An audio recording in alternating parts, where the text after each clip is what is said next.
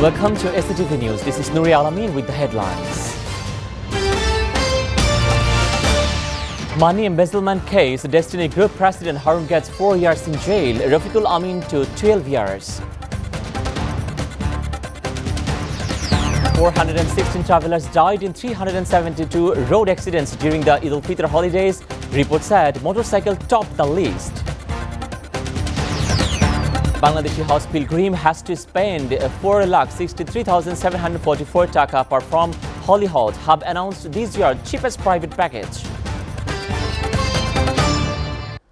A Dhaka court has sentenced Destiny Group President Lieutenant General retired Harun Rashid, a former army chief, for the 4 years in prison, while managing director Rafiqul Amin to the 12 years of the imprisonment for allegedly embezzling Dhaka 1,861 crore through the Destiny Multipurpose Cooperative Society Limited. Destiny chairman Mohammad Hussain was also awarded 10 years in jail. Judge Sheikh Najmul Alam of Dhaka, a 4th Special Judge Court, handed over down the verdict. In addition to the jail time, the Dhaka court also fined Harun and Rafiqul Dhaka 3.5 crore and Dhaka 2 crore respectively. The court also sentenced the 43 accused in the case of the different terms of imprisonment. During the hearing, Amin and 5 others now in jail were produced before the court. Lieutenant General retired Harun Rashid and 2 others now on bail were also present. After the verdict, Harun al-Rashid was sent to jail with a conviction warrant. Anti-Corruption Commission (ACC) on July 31, 2012 filed 2 cases under the Money Laundering Prevention Act with the capital's Kalabagan police station as well. The anti-graft body on the May 4, 2014 filed charge sheets in the 2 cases for the embezzling Dhaka 4,119 crore 24 lakh.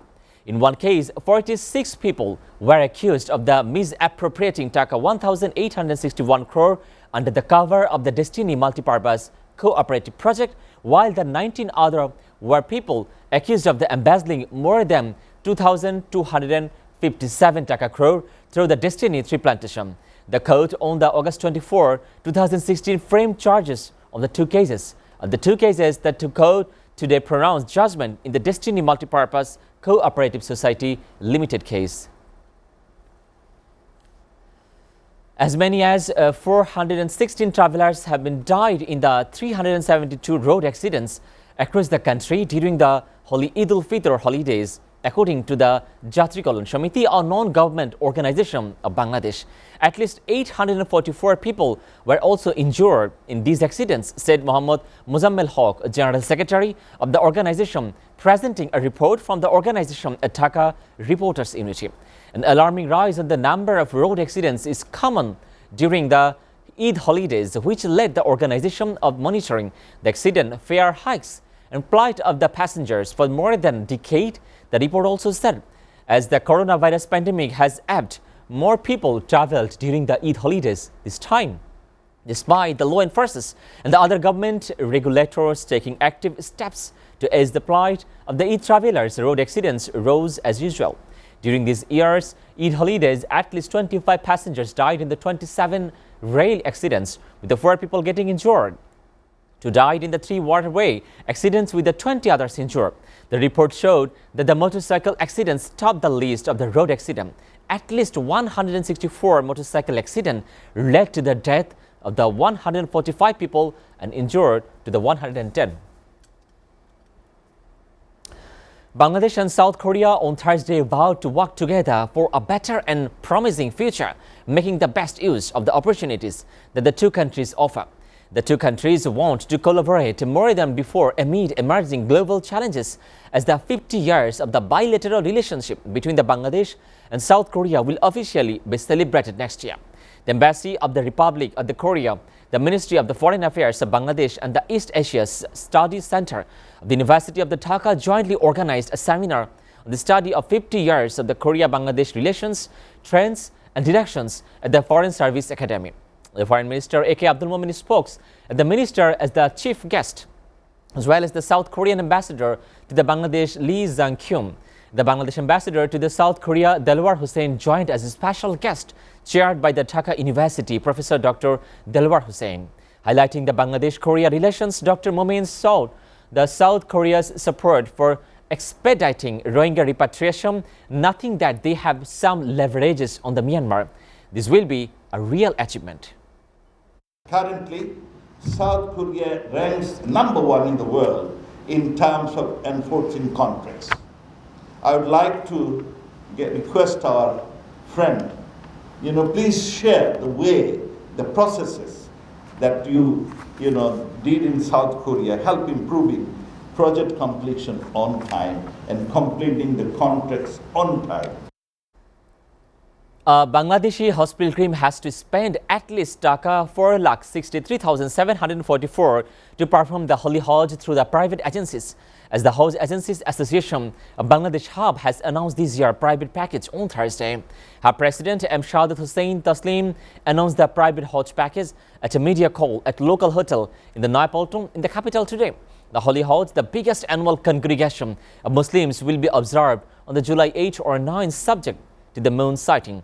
After a 2-year, the hiatus due to the coronavirus pandemic, some 57,585 Bangladeshis will be able to perform Hajj this year. Among them, 4,000 will go to the Hajj under the government management, while the 53,585 Hajj aspirants will depend on the private agencies. Her president said they have arranged a general package under the private management. Besides this, all the Hajj agencies can prepare their own packages, but none of the package would be less than the hub declared the lowest Hajj package deal. A mobile court has seized 73,032 liters of the soybean oil hoarded in the 3 warehouses in Kollam. On Thursday, a mobile court run by the Rapid Action Battalion RAB raided the warehouses at the city's Boro Bazar and recovered the stockpile. They find that 3 companies of the total of Dhaka 1,60,000.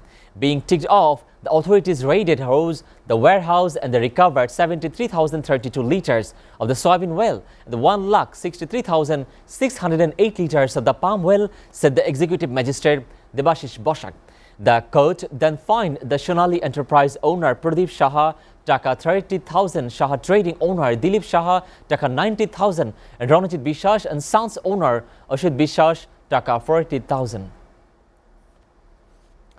Local authorities have seized 2,359 liters of the edible oil which was illegally stored in the 5 stops in Natur town on Wednesday. A joint team of the Directorate of the National Consumer Rights Protection and the members of the Rapid Action Battalion RAB conducted the drives in the town and the maid of the seizure, said the commanding officer of the RAB 5, Farhad Hussain. They also imposed a cumulative fine, Dhaka 98,000, on the owners of the 5 shops and sold the seized item at the local market. As many as 162 Bangladeshi migrants who were in the various detention centers in Libya who have returned home this morning. The plane carrying the expert landed at Dhaka's Hazrat Shahjahan International Airport at 11 a.m. The migrants were brought back to the nation with a collaborative effort to the Bangladesh Embassy to the Tripoli, Libya's capital, and the National Organization for the Migration IOM. The expatriate workers are currently at the airport and they may be handed over to the family after gathering their various information as well. Oshoni, the cyclonic storm in the Bay of Bengal, weakened into the depression on Thursday morning. Oshoni over the coastal Andhra Pradesh and the west central bay moved the westward and the weakened into a depression from the deep depression, the Met Office said. Oshoni was centered over the coastal land area of the Andhra Pradesh and adjoining areas around 6 a.m. It will weaken gradually and become unimportant according to the Met Office special bulletin. Maritime port of the Chattogram, Cox's Bazar, Mongla and Paira have been advised to lower their cautionary signal. All fishing boats and trawlers over the North Bay have been advised to caution and proceed with caution. Viewers, we're taking a short break. Stay with us.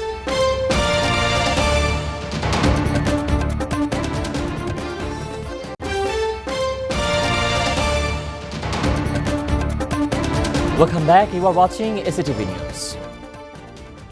Now, news from abroad. Sri Lanka's president was set to name a new premier Thursday to replace his brother, who was banned from leaving the country after his supporters launched a violent attack and a protest against the country's dire economic crisis. The mooted new premier, Ranil Wickremesinghe, who has already served at the office 5 times, but it remains unclear if he is able to get any legislation to the parliament. In a televised address to the nation on Wednesday night, President Gotabaya Rajapaksa stopped short of wielding the wish of the nationwide, and also protest calling for him to reason over the country's worst downturn since the independence, but in a bid of the win over opposition lawmakers demanding he quit before agreeing to a new government. The 72-year-old pledged to give up the most of his executive power and set up a new cabinet this week. Mahinda Rajapaksa, the president's brother, resigned as the prime minister on Monday. North Korea confirmed its first COVID-19 outbreak on Thursday, calling it the gravest national emergency and ordering a national lockdown, with the state media reporting an Omicron variant had been detected on the Pyongyang. The first public admission of the COVID infection highlighted the potential for a major crisis in the country that lacks medical resources and has refused international help with the vaccination and kept its borders shut.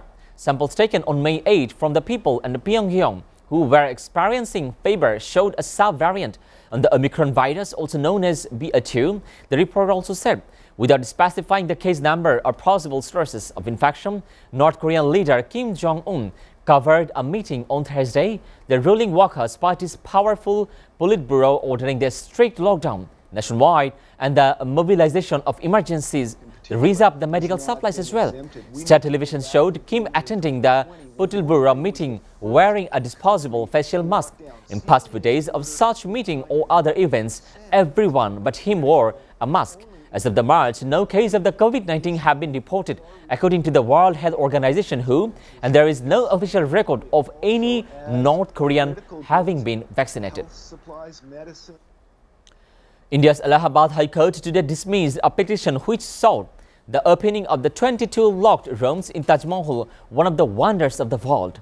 A 2-member bench of the Lucknow bench of the High Court, comprising the Justice D.K. Upadhyay and the Subhash Byamparthi, ticked off the petition filed by the Rajneet Singh, who is the media in charge of the BJP's Odia unit of the Uttar Pradesh. The Taj Mahal was built by the Mughal Emperor Shah Jahan as the tomb of his wife Mumtaz. The constructions of the marble monument began in 1632 and took 22 years to finally be completed in the 1653.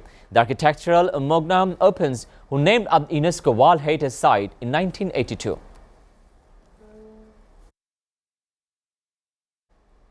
Before ending, we go through SATV news headlines again.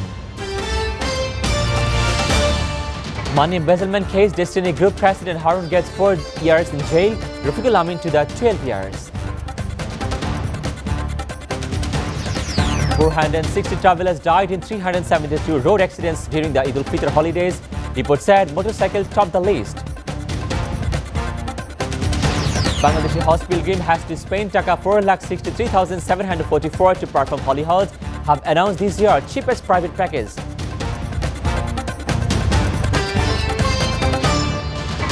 You are up to date with the top stories so far here on SATV, and to know the latest news, visit www.satv.tv.